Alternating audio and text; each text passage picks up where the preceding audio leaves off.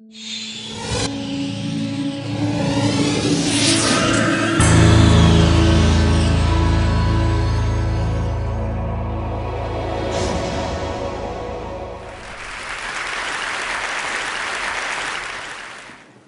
if you could record your life. Everything you said, everything you did, available in a perfect memory store at your fingertips. So you could go back and find memorable moments and relive them, or sift through traces of time and discover patterns in your own life that previously had gone undiscovered. Well, that's exactly the journey that my family began 5.5 years ago. This is my wife and collaborator, Rupal, and on this day, at this moment, we walked into the house with our first child, our beautiful baby boy. And we walked into a house with a very special home video recording system. Ready? Okay. This moment, and thousands of other moments special for us, were captured in our home because in every room in the house, if you looked up, you'd see a camera and a microphone. And if you looked down, you'd get this bird's eye view of the room. Here's our living room, the baby bedroom, kitchen, dining room, and the rest of the house. And all of these fed into a disk array that was designed for continuous capture. So here we are flying through a day in our home as we move from sunlit morning through incandescent evening, and finally lights out for the day. Over the course of 3 years, we recorded 8 to 10 hours a day, amassing roughly 250,000 hours of multi-track audio and video. So you're looking at a piece of what is by far the largest home video collection ever made. I think that's clear. And what this data represents for our family at a personal level, the impact has already been immense, and we're still learning its value. Countless moments of unsolicited, natural moments, not posed moments, are captured there, and we're starting to learn how to discover them and find them. But there's also a scientific reason that drove this project, which was to use this kind of natural longitudinal data to understand the process of how a child learns language, that child being my son. And so, with many privacy provisions put in place to protect everyone who's recorded in the data, we made elements of the data available to my trusted research team at MIT so we could start teasing apart patterns in this massive data set, trying to understand the influence of social environments on language acquisition. So we're looking here at one of the first things we started to do. This is my wife and I cooking breakfast in the kitchen. And as we move through space and through time, a very everyday pattern of life in the kitchen, in order to convert this opaque 90,000 hours of video into something we can start to see, we use motion analysis to pull out, as we move through space and through time, what we call space-time worms. And this has become a part of our toolkit for being able to look and see where the activities are in the data, and with it, trace the patterns of, in particular, where my son moved throughout the home, so that we could focus our transcription efforts, all the speech environment around my son, all the words that he heard from myself, my wife, our nanny, and over time, the words he began to produce. So with that technology and that data and the ability to, with machine assistance, transcribe speech, we've now transcribed well over 7 million words of our home transcripts. And with that, let me take you now for a first tour into the data. So you've all, I'm sure, seen time-lapse videos where a flower will blossom as you accelerate time. I'd like you to now experience the blossoming of a speech form. My son, soon after his first birthday, would say gaga to mean water. And over the course of the next half year, he slowly learned to approximate the proper adult form, water. So we're going to cruise through half a year in about 40 seconds. No video here, so you can focus on the sound, the acoustics, of a new kind of trajectory. Gaga to water. Gaga, gaga, gaga, gaga.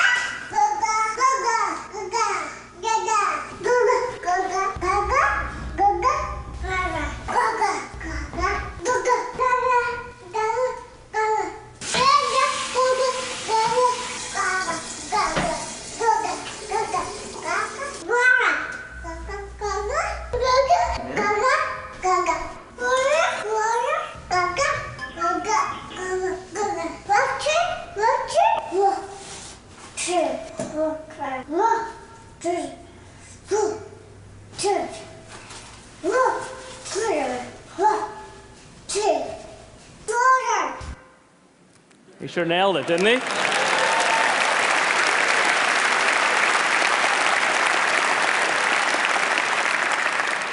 So he didn't just learn water. Over the course of the 24 months, the first 2 years that we really focused on, this is a map of every word he learned in chronological order. And because we have full transcripts, we've identified each of the 503 words that he learned to produce by his 2nd birthday. He was an early talker.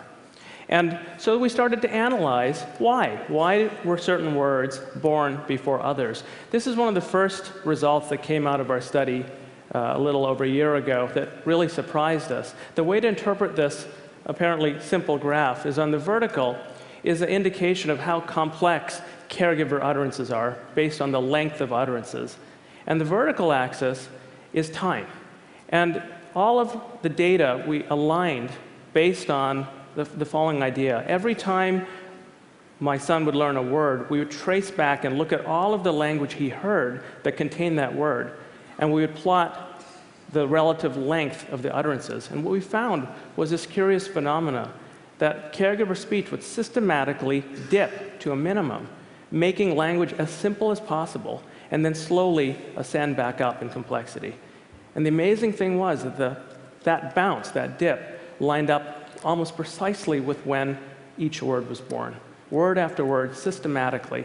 So it appears that all 3 primary caregivers, myself, my wife, and our nanny, were systematically, and I would think subconsciously, restructuring our language to meet him at the moment of the birth of a word and bring him gently into more complex language. And the implications of this, there are many, but one I just want to point out is that there must be amazing feedback loops. It's not, of course, my son is learning from his linguistic environment, but the environment is learning from him. That environment, people, are in these tight feedback loops and creating a kind of scaffolding that has not been noticed until now. But that's looking at the speech context. What about the visual context? We're now looking at, think of this as a dollhouse cutaway of our house. We've taken those circular fisheye lens cameras and we've done some optical correction, and then we can bring it into 3-dimensional life. So welcome to my home. This is a moment, one moment captured across multiple cameras. The reason we did this is to create the ultimate memory machine, where you can go back and interactively fly around and then breathe video life into this system. What I'm going to do is give you an accelerated view of 30 minutes, again, of just life in the living room. That's me and my son on the floor. And there's video analytics that are tracking our movements. My son is leaving red ink, I'm leaving green ink. We're now on the couch looking out through the window at cars passing by, and finally my son playing in a walking toy by himself. Now we freeze the action, 30 minutes. We turn time into the vertical axis, and we open up for a view of these interaction traces we've just left behind. And we see these amazing structures. These little knots of 2 colors of thread we call social hotspots. The spiral thread we call a solo hotspot. And we think that these affect the way language is learned. What we'd like to do is start understanding the interaction between these patterns and the language that my son is exposed to see if we can predict how the structure of when words are heard affects when they're learned. So in other words, the relationship between words and what they're about in the world. So here's how we're approaching this. In this video, again, my son is being traced out. He's leaving red ink behind, and there's our nanny by the door. You want water? All right. She offers water, and off go the 2 worms over to the kitchen to get water. And what we've done is use the word water to tag that moment, that bit of activity. And now we take the power of data and take every time my son ever heard the word water and the context he saw it in, and we use it to penetrate through the video and find every activity trace that co-occurred with the instance of water. And what this data leaves in its wake is a landscape. We call these wordscapes. This is the wordscape for the word water. And you can see most of the action is in the kitchen. That's where those big peaks are over to the left. And just for contrast, we can do this with any word. We can take the word bye, as in goodbye, and we're now zoomed in over the entrance to the house, and we look and we find, as you'd expect, a contrast in the landscape where the word bye occurs much more in a structured way. So we're using these structures to start predicting the order of language acquisition, and that's sort of ongoing work now. In my lab, which we're peering into now at MIT, this is at the Media Lab, this has become my favorite way of videographing just about any space. 3 of the key people in this project, Philip de Camp, Ronnie Kubat, and Brandon Roy, are pictured here. Philip has been a close collaborator on all the visualizations you're seeing. And Michael Fleischman was another PhD student in my lab who worked with me on this home video analysis. And he made the following observation, that just the way that we're analyzing how language connects to events which provide common ground for language, that same idea we can take out of your home, Deb, and we can apply it to the world of public media. And so our effort took an unexpected turn. Think of mass media as providing common ground. And you have the recipe for taking this idea to a whole new place.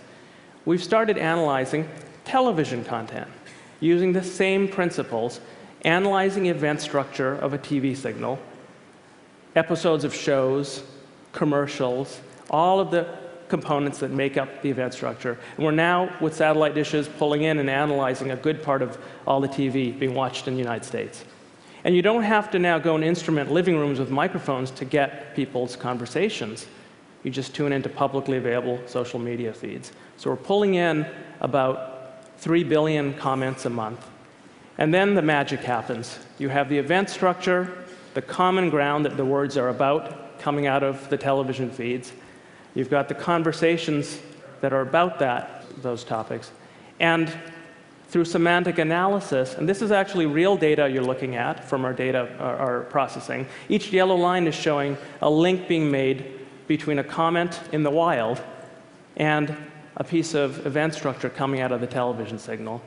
And the same idea now can be built up, and we get this wordscape, except now words are not assembled in my living room. Instead, the context, the common ground, the activities are the content on television that's driving the conversations. And so what we're seeing here, these skyscrapers now, are commentary that are linked to content on television. Same concept, but looking at communication dynamics in a very different sphere. So fundamentally, rather than, for example, measuring content based on how many people are watching, this gives us the basic data for looking at engagement properties of content. And just like we can look at feedback cycles and dynamics in a family, we can now open up the same concepts and look at much larger groups of people. This is a subset of data from our database, just 50,000 out of several million, and the social graph that connects them through publicly available sources. And if you put them on one plane, a second plane is where the content lives. So we have the programs and the sporting events and the commercials and all of the link structures that tie them together make a content graph. And then the important third dimension. Each of the links that you're seeing rendered here is an actual connection made between something someone said and a piece of content. And there are, again, now tens of millions of these links that give us the connective tissue of social graphs and how they relate to content. And we can now start to probe the structure in interesting ways. So if we, for example, trace the path of one piece of content that drives someone to comment on it, and then we follow where that comment goes and look at the entire social graph that becomes activated, and then trace back to see the relationship between that social graph and content, very interesting structure becomes visible. We call this a co-viewing clique, a virtual living room, if you will. And there are fascinating dynamics at play. It's not one way. A piece of content, an event, causes someone to talk. They talk to other people. That drives tune-in behavior back into mass media. And you have these cycles that drive the overall behavior. Another example, very different. another actual person in our database, and we're finding at least hundreds, if not thousands of these. We've given this person a name. This is a pro-amateur or pro-am media critic who has this high fan-out rate. A lot of people are following this person, very influential, and they have a propensity to talk about what's on TV. So this person is a key link in connecting mass media and social media together. One last example from this data. Sometimes it's actually the piece of content that is special. So if we go and look at this piece of content, President Obama's State of the Union address from just a few weeks ago, and look at what we find in the same data set at the same scale, the engagement properties of this piece of content are truly remarkable. A nation exploding in conversation in real time in response to what's on the broadcast. And of course, through all of these lines are flowing unstructured language. We can X-ray and get a real-time pulse of a nation, real-time sense of the social reactions and the different circuits in the social graph being activated by content.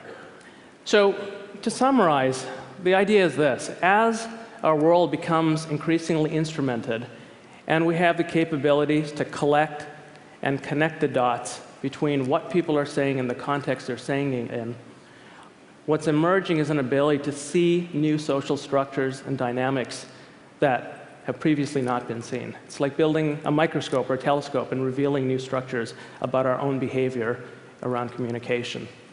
And I think the implications here are profound, whether it's for science, for commerce, for government, but perhaps most of all, for us as individuals. And so just to return to my son, when I was preparing this talk, he was looking over my shoulder, and I showed him the clips I was going to show to you today, and I asked him for permission, granted. And then I went on to reflect, isn't it amazing? This entire database, all these recordings, I'm going to hand up to you and to your sister, who arrived 2 years later. And you guys are going to be able to go back and re-experience moments that you could never, with your biological memory, possibly remember the way you can now. And he was quiet for a moment, and I thought, what am I thinking? He's 5 years old. He's not going to understand this. And just as I was having that thought, he looked up at me and said, so that when I grow up, I can show this to my kids? And I thought, wow, this is powerful stuff. So I want to leave you with one last memorable moment from our family. This is the first time our son took more than 2 steps at once, captured on film.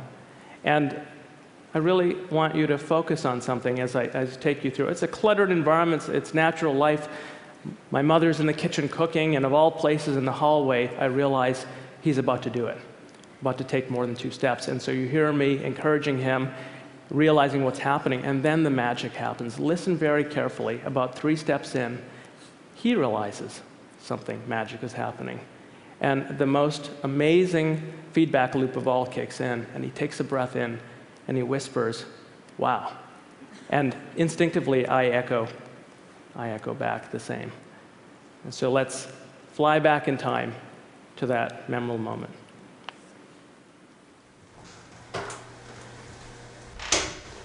Hey, come here. Can you do it? Oh boy, can you do it?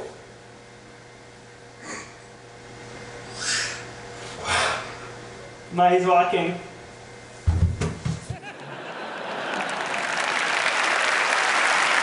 Thank you.